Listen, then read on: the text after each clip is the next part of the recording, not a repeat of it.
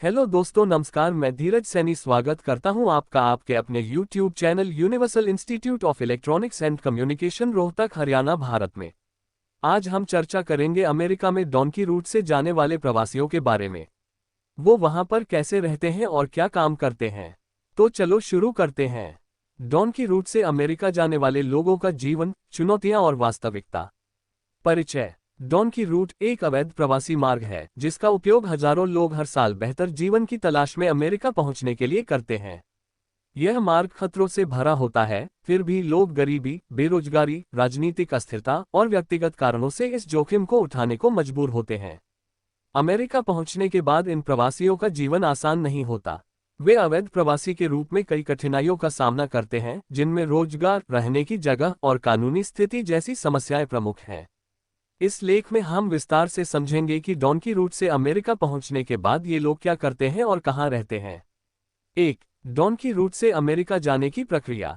Donkey root का मतलब एक ऐसा अनियमित और खतरनाक मार्ग होता है जिससे लोग बिना वैध वीजा या दस्तावेज के अमेरिका तक पहुंचने की कोशिश करते हैं।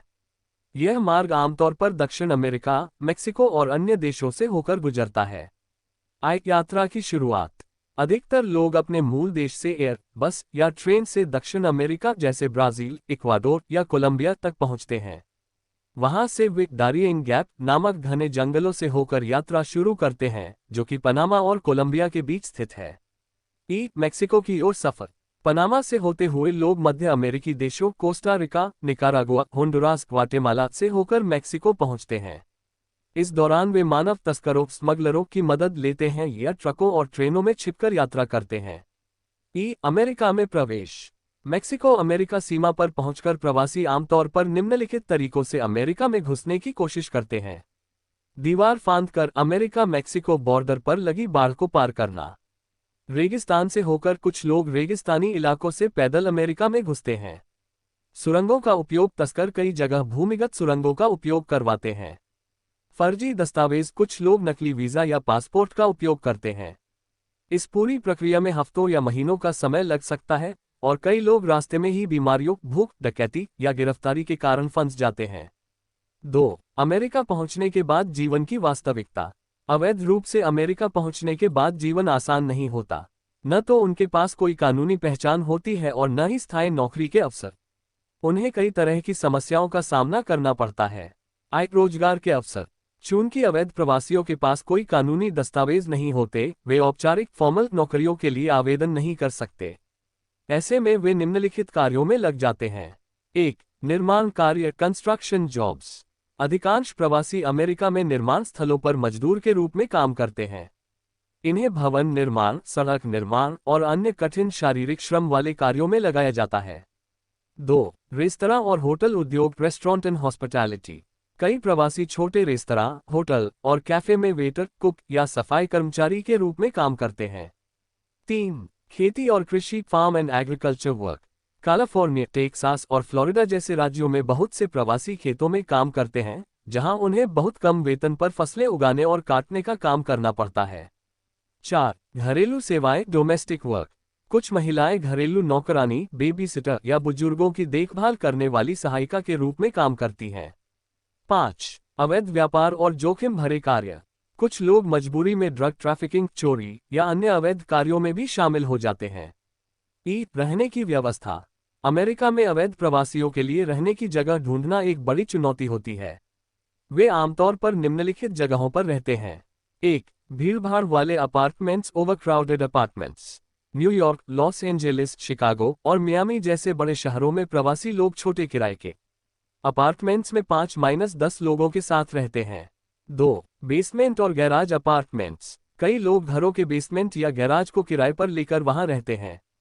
ये जगहें अक्सर अवैध होती हैं और रहने के लिए सुरक्षित नहीं होती।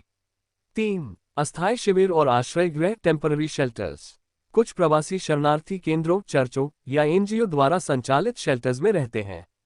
4. बेघर जीवन, होमलेसनेस। जो लोग काम नहीं ढूंढ पाते, वे बेघर हो जाते हैं और सड़कों या पार्कों में रात गुजारते हैं। 3. चुनौतियां और समस्याएं। अमेरिका पहुंचने के बाद अवैध प्रवासियों को कई सामाजिक और कानूनी समस्याओं का सामना करना पड़ता है। कानूनी चुनौतियां। वे कभी भी पुलिस द्वारा पकड़े जा सकते हैं और निर्वासित डिपोर्टेड किए जा सकते हैं। वे अमेरिका में कोई भी सरकारी सुविधा जैसे स्वास्थ्य, शिक्षा नहीं ले सकते। वे आसानी से शोषण का शिकार हो सकते हैं क्योंकि उनके पास कोई कानूनी अधिकार नहीं होता। आर्थिक समस्याएं। न्यूनतम वेतन से भी कम पैसे में काम करना पड़ता है। उन्हें काम करने के लिए फर्जी दस्तावेज बनवाने पड़ते हैं जो महंगे होते हैं। कोई बैंक खाता नहीं होने के कारण उन्हें अपने पैसे कैश में रखने पड़ते हैं।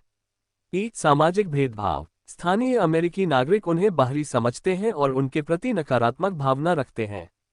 कई बार नस्लीय भेदभाव, रेसिज्म और हिंसा का सामना करना पड़ता है। 4. समाधान और वैकल्पिक मार्ग। हालांकि अमेरिका ने अवैध प्रवास को रोकने के लिए सख्त नीतियां बनाई हैं, फिर भी कुछ लोग ग्रीन कार्ड या शरण असाइलम का आवेदन करने की कोशिश करते हैं। कुछ को अमेरिकी नागरिकों से शादी करने के बाद कानूनी दर्जा मिल जाता है। निष्कर्ष। डोंकी रूट से अमेरिका जाने वाले प्रवासियों का जीवन आसान नहीं होता। वे अवैध रूप से वहां पहुंचते हैं, लेकिन फिर भी उन्हें संघर्षपूर्ण परिस्थितियों में जीना पड़ता है। कानूनी दस्तावेजों की कमी के कारण वे कम वेतन, असुरक्षित नौकरियों और भेदभाव का सामना करते हैं। सरकारें इस मुद्दे को नियंत्रित करने के लिए सख्त नीतियां अपना रही हैं, लेकिन प्रवासियों की संख्या कम नहीं हो रही। बेहतर भविष्य की तलाश में वे कठिनाइयों का सामना करने को तैयार रहते हैं। UIEC से जुड़े रहने के लिए चैनल को सब्सक्राइब कीजिए और नई जानकारी तुरंत पाने के लिए बेल आइकॉन को प्रेस कीजिए। धन्यवाद।